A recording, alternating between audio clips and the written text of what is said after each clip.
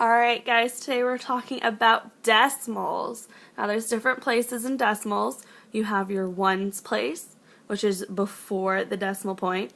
Then right after you have a tenths place, then the hundredths, then the thousands. Now we're going to be comparing them, so we're going to bring back our alligator mouths. Remember, the alligator eats the bigger number. So when you're comparing two numbers, whatever one is bigger, that's which side the alligator mouth eats. Now when you're looking at decimals, you want to see wherever the decimal point is, and then see whatever comes after it. So if we're comparing this decimal to this one, we'd look first at the decimal point. Is there anything before it? No, so there's nothing to compare there. Then we look for what's after. This one has a 3 and this one has a 0. Well, we know that a 3 is bigger than a 0, so we're going to put our alligator mouth to eat that decimal. When you're comparing two decimals that are not equal in the length of each other, so if you have 0.47 and 0.369, this one has 3 integers after the decimal, and this one only has 2. You can add a 0 to the end of any decimal and it won't change its value, but it has to be to the end of the decimal, nowhere else. So now we'll do the same thing. We'll find our decimal point. There's nothing in the front of it to compare, so we'll start at the decimal point.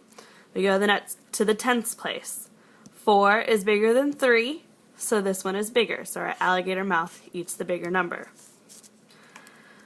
When you have the first number and the decimal point being the same, then you have to move on to the next number. So we have our decimal point, then a 3. Those are the same, so we don't know anything yet. So we go to the next number to the hundredths place. 1's an 8 and 1's a 7. Well, we know that 8 is bigger than 7, so we can put our alligator mouth that way. It's always important to remember what place values each one has. So we have, remember, our decimal point, then the tenths, the hundredths, and the thousandths.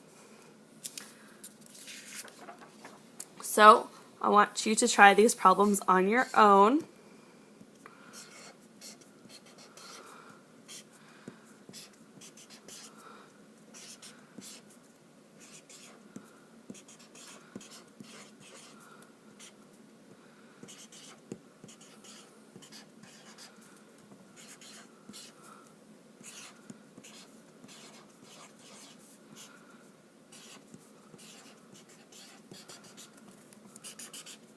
And then bring them back and have them solved for next class.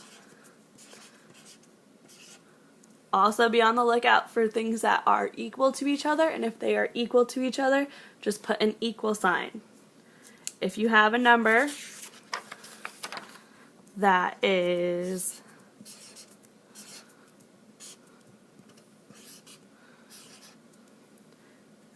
well, you can see that this one only has 3 and this one has 2. So you'd have to add a 0 on there to make them have the same amount of integers after the decimal. And now we have that, we look for the first number. It's a 2, so that's the same. Next is a 6, so that's the same. And then the last one is a 0. So these are equal to each other, and you don't even need an alligator mouth. Alright, so remember all the stuff that we've learned today about decimals and complete your homework.